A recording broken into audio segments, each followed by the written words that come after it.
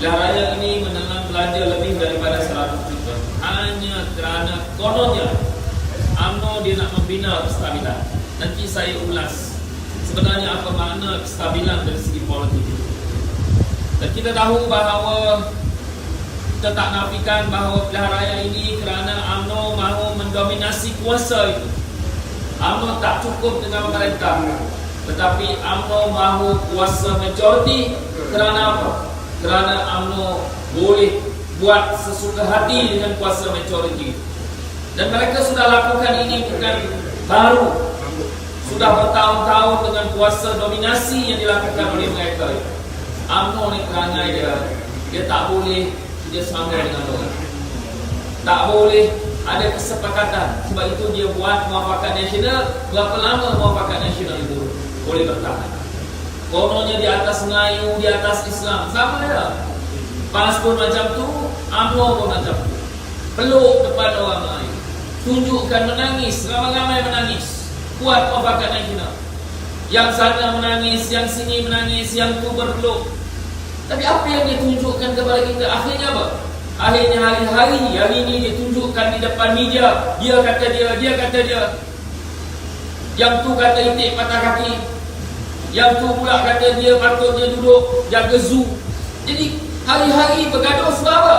Sebab kononnya nak membuat muafakat nasional. Muafakat nasional kata timbalan Presiden PAS kalau kita lihat dia kata nak tahu dia hidup pun tak tahu, mati pun tak tahu.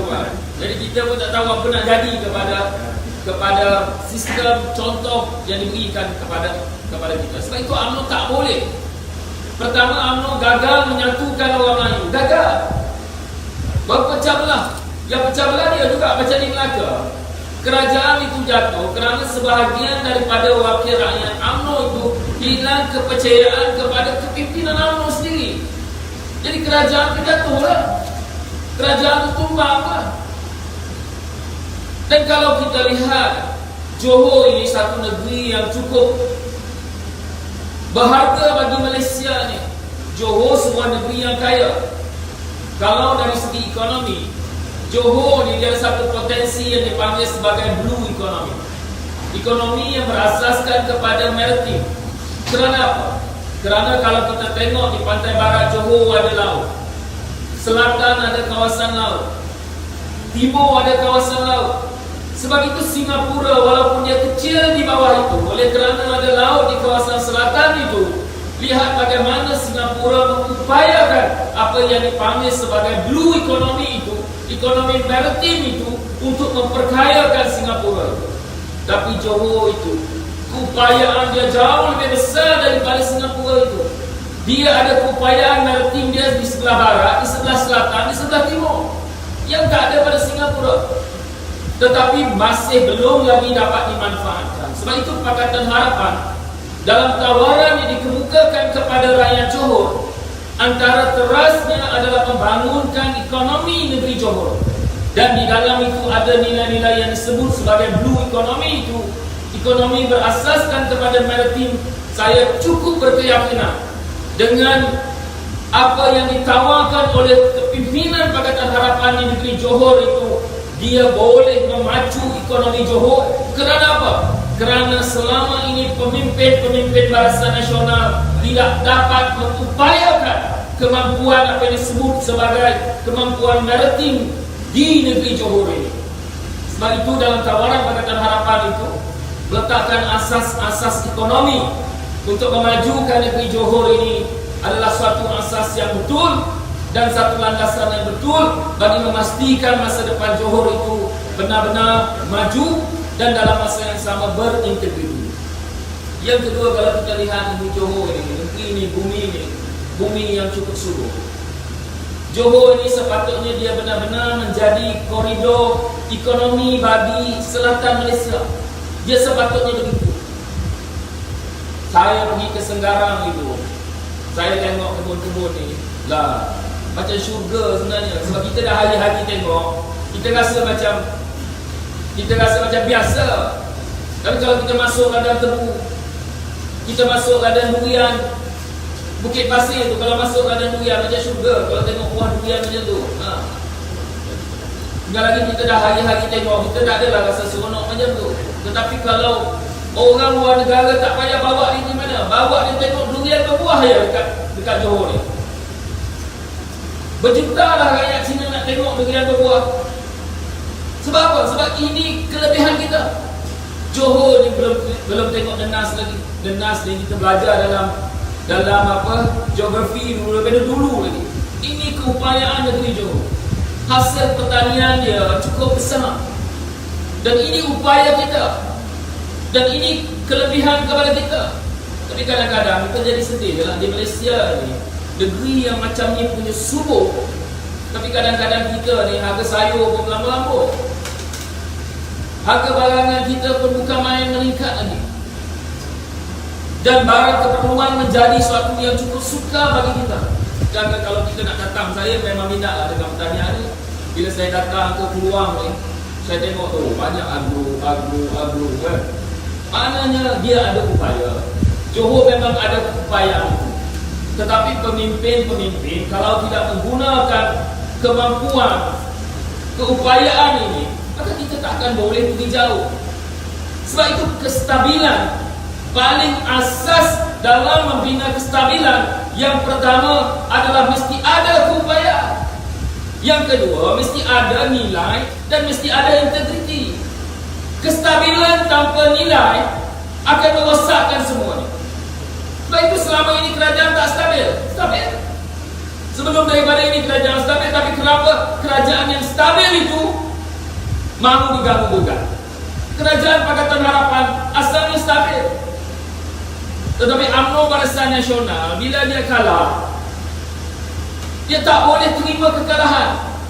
Sedangkan sepatutnya dalam sistem demokrasi, siapa yang dah kalah, tunggu 5 tahun pilihan raya. Bila datang balik pilihan raya, biar rakyat mengundi. Sebab itu saya menyebut bahawa sebenarnya rakyat Johor telah buktikan kecerdikannya. Orang Johor cerdik. Sebab itu bila pemimpin-pemimpin UMNO Barisan Nasional, terutamanya bekas Perdana Menteri, lakukan rasuah, lakukan salah guna kuasa, curi wang rakyat. Apa yang rakyat Johor buat pada pilihan raya yang lalu? Rakyat Johor buang dia. Bukan sahaja buang Perdana Menteri itu, rakyat Johor buang dengan Barisan Nasional sekali. Mana rakyat Johor telah melakukan satu kecerdikan dalam politik negara. Sedangkan orang sebut dulu-dulu lah, masa saya zaman PAS dulu, dia kata kalau Malaysia ni nak jatuh, UMNO mesti dikalahkan di Johor dulu. Sebab Johor di mana UMNO bermula. Dan memang betul pun, bila UMNO kalah di Johor, maka Barisan Nasional kalah di Malaysia ini. Sebenarnya rakyat Johor sudah lakukan kebijakan yang cukup besar. Dan sebenarnya saya nak sebut sedikit tentang pilihan raya negeri Melaka. Ya, ramai orang sebutlah, dah saya pengurusi Pakatan Harapan Negeri, bekas Ketua Menteri. Saya nak sebut, ramai pemimpin-pemimpin UMNO hari pun saya sebut dalam Dewan. Punyalah megah pemimpin UMNO ni. Kami bukan menang 2/3, kami menang 3/4. Oh, hebat. 21 daripada 28 kursi. Ya, kita nampak hebat. Tetapi dalam demokrasi ini memang kita rasa kita menang banyak kursi, kita nampak hebat. Tapi jangan lupa undi rakyat itu adalah memberikan sesuatu isyarat kepada kita sebagai pemimpin. Jangan kita kira kursi kita 28. Kena kira rakyat itu yang ada 500,000 pengundi di Melaka itu. Ia memberikan isyarat kepada orang Melaka, kepada pemimpin Melaka, kepada saya. Apa isyarat orang Melaka? Isyarat orang Melaka kepada kerajaan itu, daripada 500,000 pengundi Melaka, yang keluar mengundi sekitar 64%, 300,000 lebih. Yang beri sokongan kepada Barisan Nasional 122,000 undi, iaitu 38%. 38%. Kalau ada 100 orang, 38 orang bagi dekat Barisan Nasional. Yang bagi kepada Pakatan Harapan 35%. Kalau ada 100 orang, 35 orang bagi kepada Pakatan Harapan. Yang bagi kepada Perikatan Nasional 24%. Jadi daripada 100 orang Melaka, 38 bagi kepada Barisan Nasional, 35 bagi kepada Pakatan Harapan, 24 bagi kepada Perikatan Nasional. Saya ketua pembangkang di Dun Melaka. Pembangkang ada 7 orang. Pakatan Harapan, Perikatan Nasional ada 2 orang. 7 orang itu mewakili 62% undi rakyat Melaka. Tapi kenapa yang 38 jadi kerajaan? 38 jadi kerajaan kerana apa? Kerana UMNO Barisan Nasional berjaya memecahkan Pakatan Harapan. Pecah kepada 2. Satu 35, satu lagi 24. Ini yang berlaku. Tetapi isyarat yang saya nak beritahu bahawa sebenarnya majoriti rakyat Melaka itu menolak Barisan Nasional. Sama macam Johor ini. Pergilah mana-mana. Tadi saya pergi di Pacific Pacific Mall. Di Keluang ni, besar punya Pacific Mall ni. Keluang Mall lah. Dia pergi di Pacific tu, Keluang Mall tu, jumpa dengan rakyat. Orang muda. Siapa kata orang muda tak sokong Pakatan Harapan? Di depan kita anak muda beri jaminan, insya-Allah mereka akan berikan sokongan mereka kepada Pakatan Harapan. Orang muda dia senang je. Tahu dia sokong Pakatan Harapan, kita datang, dia tunjuk macam ni. Sebab orang muda ni dia tak banyak cakap, kan? Tapi dia banyak aksi. Kerana apa? Kerana orang muda saya yakin dia bersama dengan pembaharuan politik ini. Kerana apa? Kerana masa depan mereka banyak bergantung kepada nilai-nilai yang dibawa oleh Pakatan Harapan itu sendiri. Itu sebab macam saya sebut di Melaka itu, UMNO jangan berbanggalah bahawa mereka boleh menang 2/3. Ya, mereka boleh menguasai 5 tahun. Tapi mereka mesti ingat bahawa majoriti rakyat menolak Barisan Nasional. Membawa maksud apa? Dasar-dasar yang dia bawa, rasuah yang dia bawa itu tak boleh diterima oleh rakyat. Cuma memang cabaran kepada kita. Barisan Nasional ini akan berusaha pecah belahkan kita. Sebab itu macam di Melaka itu, undi Perikatan Nasional hanya 24%. Dia jauh boleh mengalahkan Barisan Nasional, 38%.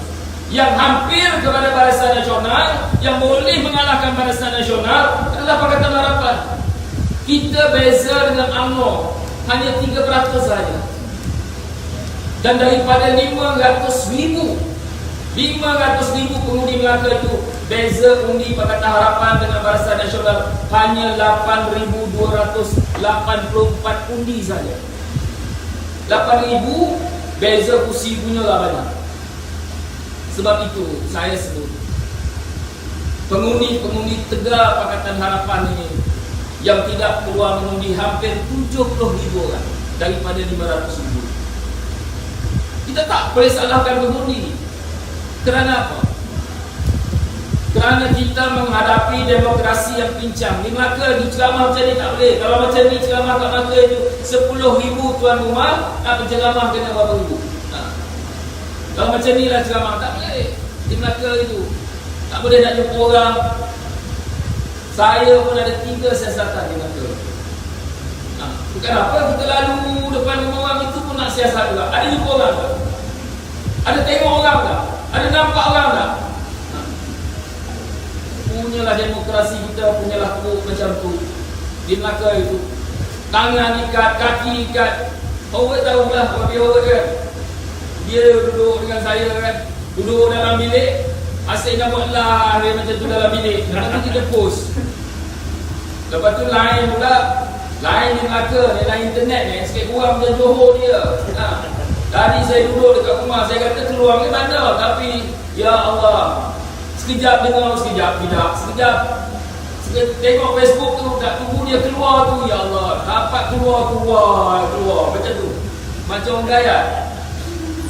Internet kita ni tu, sebenarnya saya beritahu, kalau kita nak majukan orang muda, nak majukan keusahawanan, nak majukan negeri kita, internet mesti dilajukan. Internet mesti diupayakan. Kalau nak upayakan internet, kerajaan mesti ada dana yang besar. Kalau kerajaan mahu dana yang besar, kerajaan hasil itu mesti digunakan untuk pembangunan, bukan hasil itu dicuri. Macam tu juga pendidikan. Kalau kita mau pendidikan anak-anak kita baik, hasil negara mesti dijaga. Duit daripada negara itu mesti diberikan kepada pendidikan anak-anak kita, bukan duit negara itu dicuri kesan pada anak-anak kita. Kalau kita nak harga barang kita murah, macam mana kita nak buat? Kerajaan mesti menggunakan wang yang ada untuk mengimbang harga barang. Kalau harga barang itu tinggi, kerajaan kena bagi subsidi supaya harga dia murah. Nak bagi subsidi mesti ada duit. Nak ada duit, jangan curi. Macam tu juga pendidikan anak-anak kita. Nak bagi beasiswa kepada anak-anak kita, mesti ada kemampuan keuangan. Kemampuan keuangan negara itu diambil, berikan beasiswa, berikan infrastruktur pendidikan, baru anak-anak kita cerdik. Tapi kalau keuangan negara itu dicuri, apa jadi pada anak-anak kita? Sebab itu kalau kita tengok rantaian kita ini sama ada kesihatannya. Kita ni masih pakai mask. Saya pun tak tahulah. Saya berdoa kalau boleh minggu depan tak payahlah pakai mask lagi. Banyak negara-negara dah keluar daripada pandemik ni. Dah jadi endemik dah. Kita semua dah divaksin. Bukan sekali, 2 kali, bukan 2 kali, 3 kali. Ni kita kalau dah masuk berapa kali lah. Saya pun tak tahu dah. Dah divaksin dah. Dan kalau divaksinkan ni, bagilah maklumat tepat kepada rakyat macam mana daripada pandemik nak pergi kepada endemik. Sebab kita sudah divaksin. Kalau orang yang kena COVID itu, ramai yang kena COVID, tetapi kesannya kecil, maknanya dia imunisasi itu sudah berkesan dalam sistem masyarakat kita. Tapi kenapa? Nak ditakut-takutkan kita. Supaya apa? Supaya jangan keluar mudik. Terutamanya masyarakat bandar, jangan keluar mudik. Orang kampung, dia memang akan keluar mudik. Sebab dia duduk kampung tu je. Dia nak lagi mana? Orang bandar yang bekerja sana, macam di Singapura, sepatutnya 1 Mac, border kita dah dibuka. Orang Singapura boleh balik, kita boleh pergi Singapura 1 Mac. Tapi kenapa nak ditanggung? Sebab apa? Sebab pelajar yang pergi Johor bagi menyusahkan pengundi-pengundi. Dia tahu penyokong-penyokong kita berada di sana sebab mereka bermaklumat. Sebab itu ini adalah satu cabaran yang cukup penting bagi kita. Itu sebab di Melaka saya tak nafikan puluhan ribu penyokong Tegar kita tak dapat keluar mudik, takut keluar mudik. Dan saya yakin bahawa Johor jauh berbeza. Di Johor Pakatan Harapan kita bawa teman-teman daripada muda, anak muda yang kita yakin boleh bersama-sama dengan kita membawa aspirasi politik yang berasaskan kepada kepedulian, politik yang berasaskan kepada integriti, politik yang berasaskan kepada nilai. Ini adalah satu politik yang penting untuk masa depan negeri kita. Sebab itu saya tak bimbang dengan orang Johor. Kalau orang tanya, apakah majoriti rakyat Johor tolak Barisan Nasional? Ya, majoriti rakyat Johor menolak Barisan Nasional itu. Ini telah dibuktikan. Dan hari ini pun kalau kita jumpa, ya. Tetapi cabaran bagi kita dua. Pertama, kalau kita pecahkan undi kita, maka Barisan Nasional akan menang. Macam di Melaka juga. 38% jadi kerajaan, 62% jadi pembangkang. Betul pembangkangnya aku dah. Undi banyak, tapi berpecah belah. Johor jangan ikut. Yang kedua, mesti keluar undi. Kalau kita tak keluar undi, penyamun-penyamun pun menang. Dan kita pula kata, orang masih sokong penyamun. Tak, rakyat Johor takkan sokong dia. Tapi oleh kerana kita tak keluar undi, menanglah dia, walaupun dia sikit. Sebab itu kita mesti ada kesedaran. Pendengar-pendengar kita, kadang-kadang kita kata duduk Kuala Lumpur, apa nak balik pilihan raya 5 tahun dia.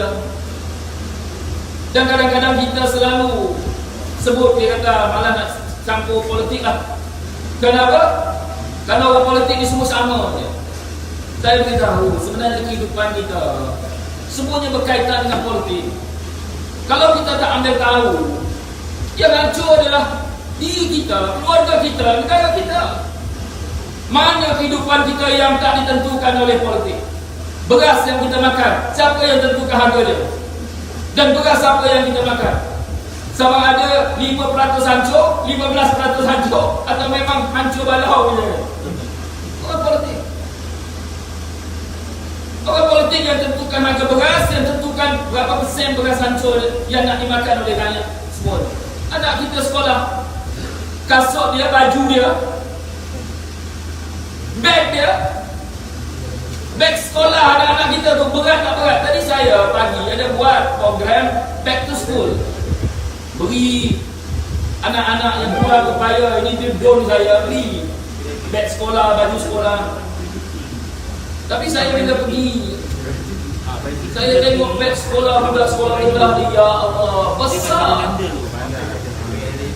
Bukan main besar. Saya pun sedikit terkejut sebab saya pun anak adalah darjah 6 kan, jadi dah besar sangat. Tapi kalau saya fikir darjah 1, darjah 2 beg besar macam tu, ya Allah.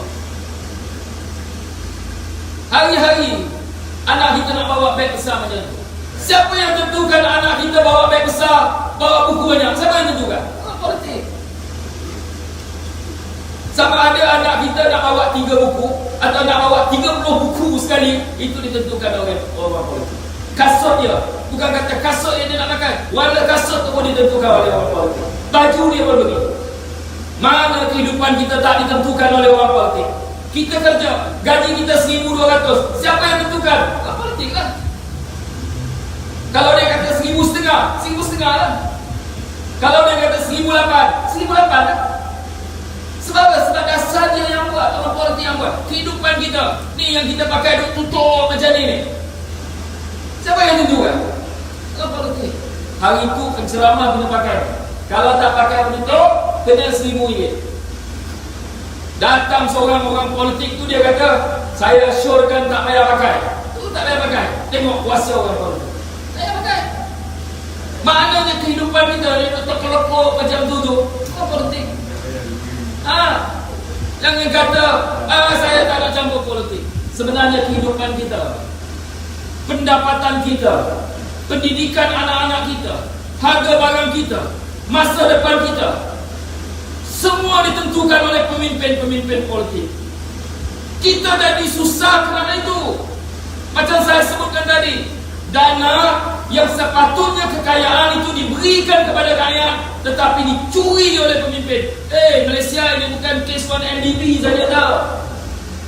Jangan anggap bahawa bila kita berlawan dengan penyalahgunaan kuasa itu 1MDB saja. Tak. Presiden UMNO, apakah tak terkait? Terkait. Menteri-menteri termasuk ada di Parlimen di Johor ni, apakah tak terkait? Terkait. Pemimpin-pemimpin Johor, termasuk bekas-bekas menteri besar dulu kan? Bekas menteri besar kan, kita tak tahu. Saya pun pernah jadi ketua menteri, saya tahu macam mana orang kira pasir kan? Kan saya tak tahu. Jangan dia kata macam dia tu malaikat. Dia pun juga terkait dengan banyak juga isu-isu. Sepatutnya yang memperkayakan kita, macam saya sebut tadi, bukan isu soal perkauman, soal kaum. Dia sebenarnya yang paling keras bagi kita adalah nilai kita. Kalau dia orang Cina, dia ada nilai, dia ada kepakaran.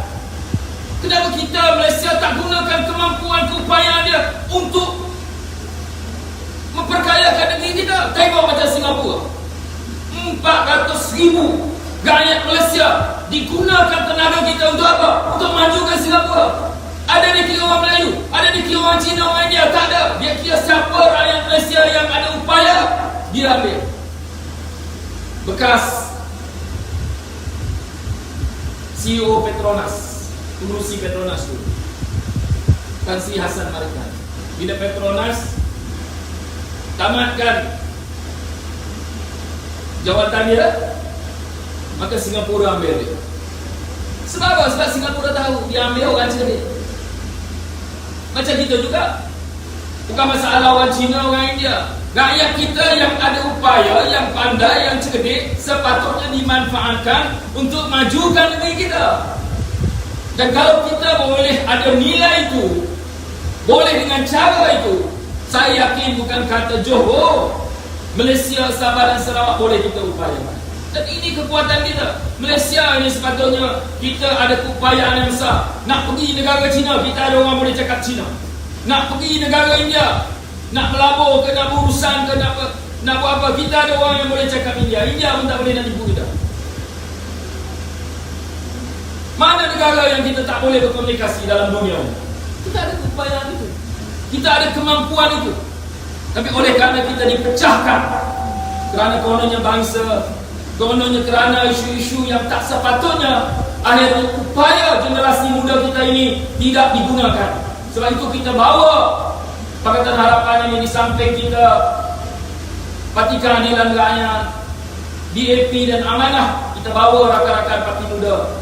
Kerana apa? Kerana kita tahu anak muda antara yang penting dan mereka adalah satu upaya, tak kira latar belakang kaum mereka, tetapi upaya mereka, kepakaran, kemampuan itu yang boleh menstabilkan negeri dan juga negara kita. Sebab itu kestabilan kita mesti berasaskan kepada kemampuan, keupayaan dan nilai integriti kita untuk kita memajukan negeri Johor ini. Jadi ini antara perkara-perkara yang saya ingin sampaikan pada malam ini. Saya cukup berkeyakinan dan saya ulang bahawa tahap kemampuan, keupayaan orang Johor tak perlu kita pertikaikan. Orang Johor pernah buktikan walaupun UMNO lahir di Johor, tetapi kalau UMNO khianat, kalau UMNO salah guna kuasa, kalau UMNO rasuah, saya cukup berkeyakinan rakyat Johor akan menolak Barisan Nasional kerana rasuah dan salah guna kuasa. Terima kasih kepada semua yang hadir pada malam ini, yang mendengar kita ni, walaupun kadang-kadang forum kita terhad, tetapi saya cukup yakin perjuangan menegakkan kebenaran itu akan memberikan kekuatan kepada kita untuk lakukan perubahan di Johor dan juga di Malaysia. Sekian wabillahi taufiq wa hidayah. Assalamualaikum warahmatullahi taala wabarakatuh.